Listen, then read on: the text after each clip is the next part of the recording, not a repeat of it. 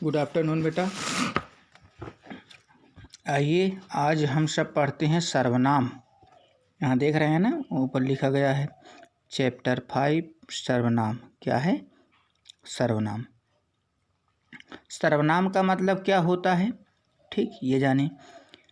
तो सर्वनाम का मतलब ये होता है जो संज्ञा होता है। संज्ञा का मतलब किसी का नाम, किसी या इसको नाम बोल सकते हैं। क्या बोलेंगे? नाम।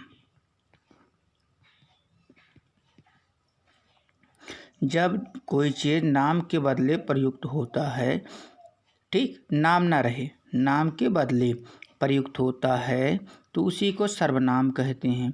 जैसा कि यहाँ आप देखिए,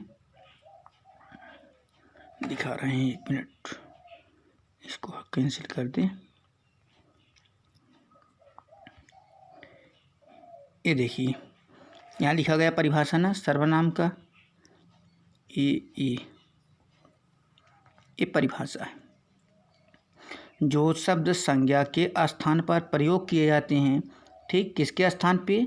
संज्ञा के स्थान पे। जो शब्द संज्ञा के स्थान पर प्रयोग किए जाते हैं वे सर्वनाम कहते हैं। या बोल सकते हैं जो शब्द संज्ञा के बदले प्रयुक्त किए जाते हैं उसे सर्वनाम कहते हैं। इसको और अच्छे से जानें। आइए, यहाँ एक महिला का फोटो देख रहे हैं, ये पुरुष है, ये इसका बेटा है, ठीक। अब यहाँ देखिए, पढ़ लीजिए।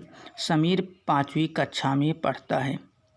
अब यहाँ देखिए ये संज्ञा आया, ये समीर, क्या ये समीर देख रहे हैं ना, कहा जा रहा है समीर 5वीं कक्षा में पढ़ता है। फिर देखिए वह एक होशियार बालक है। अब वह एक होशियार बालक है कहने का मतलब जो वह आया है किसके विषय में बात किया जा रहा है? समीर के ही विषय में ना। तो यहाँ क्यों नहीं कहा गया कि समीर एक होशियार बालक है? क्योंकि बार बार वही चीज़ नाम लेना अच्छा नहीं लगता है ना, इस तरह जाने। तो यहाँ क्या प्रयोग कर दिया गया? वह, ठीक, बात है समीर के, लेकिन यहाँ ये भी तो हो सकता है वह समीर एक होशियार बालक है, तो क्या है, संज्ञा के बदले प्रयुक्त किया गया है ना। तो यही क्या हो गया? सर्वनाम। समीर 5वीं कक्षा में पढ़ता है, वह एक होशियार बालक है। फिर देखिए, अब माता पिता का तो नाम भी होगा इनके, है कि नहीं है, लेकिन ये कह रहे हैं उसके, तो ये भी सर्वनाम हो गया। उसके माता पिता डॉक्टर हैं, वे उसे बहुत, ठीक, वे उसे बहुत प्यार करती हैं, वे उसे, अब उसे फिर आया ना, उसे का मतलब क्या है? उसे सर्वनाम है, लेकिन ये संज्ञा के बदले ही प्रयुक्त हुआ है ना, समीर की ही बात हो रही है। वे उसे बहुत प्यार करते हैं। इन वाक्यों में मोटे छपे समीर के लिए प्रयोग किए गए हैं। तो आप समझ गए, यही चीज़ बताया गया है ना। तो सर्व प्लस नाम यानी सबके लिए नाम, ये होगा। ये सब प्रयोग किए गए हैं, इनका प्रयोग, इसको हटा देते हैं।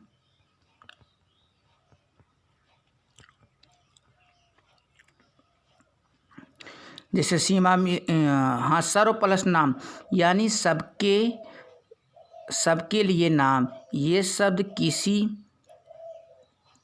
एक मिनट, ये देखिए बड़ा कर दे रहे हैं। ये शब्द किसी के लिए प्रयोग किए जा सकते हैं। इनका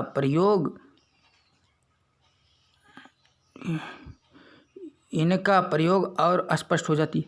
देखिए, एक ही सर्वनाम शब्द अलग अलग व्यक्तियों या प्राणियों के लिए बोला या लिखा जाता है। सीमा मेरी बहन है, वह बहुत सुंदर है, ठीक। अब वह, ये सर्वनाम है। आयुष मेरा मित्र है, वह बहुत बुद्धिमान है, ठीक। आयुष के विषय में हो रहा है, लेकिन वह कर दे रहे हैं। इस तरह आप जानिएगा, तो ये परिभाषा याद रखिएगा, ठीक। जब उधर प्रश्न पत्र कराएंगे, अभ्यास प्रश्न, तो उसमें बना होगा कि संज्ञा किसे कहते हैं। ये इसको याद कर लीजिएगा। समझ गए हैं ना? समझ करके याद करिएगा। जो शब्द संज्ञा शब्दों के स्थान पर प्रयोग किए जाते हैं वे सर्वनाम होते हैं। तो इसको याद करना है आपको। अगला देखें, सर्वनाम शब्द स्त्रीलिंग तथा पुल्लिंग दोनों में समान रहते हैं। जो सर्वनाम होता है वो चाहे पुल्लिंग हो या स्त्रीलिंग दोनों में समान होता है। सर्वनाम शब्द स्त्रीलिंग हो गया, जैसे लड़का वह जा रहा है, लड़का जा रहा है, ठीक, लड़का जा रहा है, या कहें वह जा रहा है। लड़की वह जा रही है।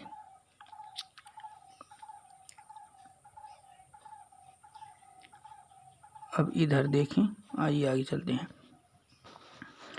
सर्वनाम एक वचन तथा बहुवचन के रूप। देखिए एक वचन में क्या क्या चीज़ें प्रयोग करते हैं, इसके लिए देखिए मैं, तुम, वह, यह, इसे, ये एक वचन में होगा। बहुवचन में क्या होगा, हम, आप, वे, ये, इन्हें, उन्हें, ये बहुवचन का होता है। फिर देखें सर्वनाम के कुछ भेद होते हैं, ठीक, कौन कौन से भेद हैं इसको देख लें। पुरुषवाचक सर्वनाम, निश्चयवाचक सर्वनाम, अनिश्चयवाचक सर्वनाम, प्रश्नवाचक सर्वनाम और संबंधवाचक सर्वनाम। पुरुषवाचक सर्वनाम किसे कहते हैं, इसे जानें, ठीक। पुरुषवाचक सर्वनाम जिन, इसको हटा देते हैं।